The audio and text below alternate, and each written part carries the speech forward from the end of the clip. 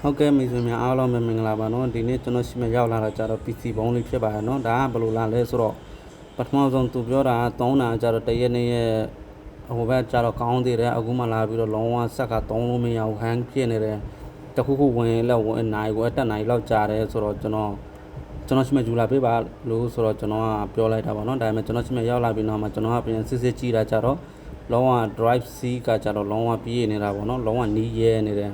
ဟိုပြောမှလဲကျွန်တော်တို့ desktop ပေါ်မှာ data တွေအများကြီးထားရင်လည်း drive C ကပြေးတာမြန်တာပေါ့နော်ပြေးတာမြန်ရင်ကျွန်တော်ကြာချေရသုံးလို့အဆင်မပြေဘူးပေါ့နော်အဲကြောင့်မို့ drive C မှာ data ဖြစ်နိုင်အောင်နည်းနည်းပဲထားပါနော်ပြီးတော့ drive C မှာကြောက် data မထားရင်လည်းအဆင်ပြေတာပေါ့နော်ကျွန်တော် hard data တွေသုံးရင်လည်းအဲ့ဒီမှာထားရင်လည်းအဆင်ပြေတယ်အခုကလုံးဝအဆင်မပြေဘူးပေါ့နော်သုံးရတာကြတော့လုံးဝနီးရဲနေတယ်ဆိုတော့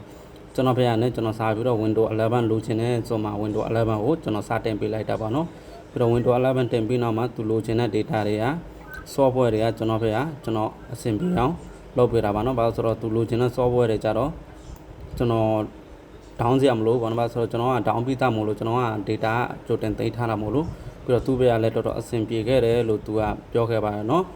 နာမည်နီကိုတွေများအတွက်ကို